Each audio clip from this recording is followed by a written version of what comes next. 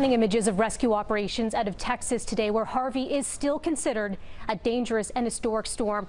Want to show you the front page of the Houston Chronicle today. The headline, "Swamped by Harvey." We see neighbors helping neighbors there. There's a public call. Anyone who has a boat being asked to pitch in if they can help pull people to safety. The governor of Texas today declaring a state disaster in 54 counties. The message from authorities there, it's going to get worse before it gets better.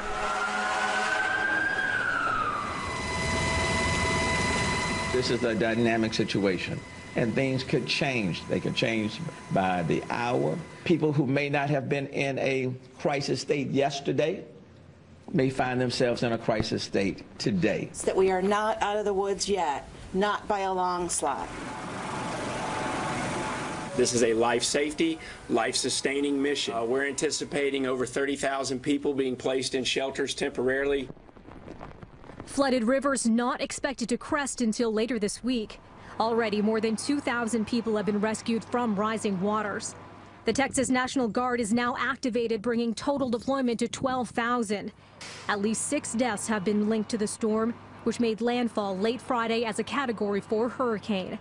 The mayor of Dallas saying today his city is ready to welcome many fleeing hard-hit areas. We may have thousands upon thousands and upon thousands of more individuals that will even get bigger than this convention center. The U.S. National Weather Service tweeting today, Harvey in perspective.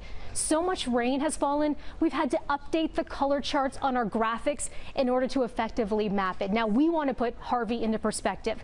How much rain has fallen? What is next for the storm? We're putting those questions to City News meteorologist Adam Stiles. The Houston area has already seen anywhere from 500 to 700 millimeters of rain, and over the course of the next couple of days, they're likely going to see that amount all over again on the high end of it.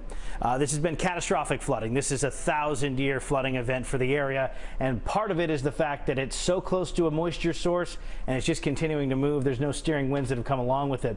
We are eventually going to see Harvey move, but you notice for the next 48 hours or so, I'd say 36 hours, they're under pretty consistent and constant rain. So those rainfall projections for the Houston area are going to be well over those 200 to 400 millimeters on a conservative end, but as much as 500 to 700 more millimeters of rain. To put that into perspective, when we had Hurricane Hazel here, which was the most catastrophic flooding event that we had about 250 millimeters across southern Ontario. Harvey, a very dynamic situation. Already, though, some trying to learn from it. In Maclean's magazine, we hear from Andrew King from the University of Melbourne. He's asking, is Hurricane Harvey a harbinger for Houston's future? I want to zoom in on the article. He shares this tweet talking about how fast Houston is growing, the second fastest growing city in the U.S. Why is that a problem? Well, more and more of Texas is being paved over. That means when you have these dramatic rainfalls, there's nowhere for the water to go. I want to give you an update on Donald Trump tomorrow. He's headed to Texas. My administration is coordinating closely with state and local authorities in Texas and Louisiana to save lives, and we thank our first responders and all of those involved in their efforts.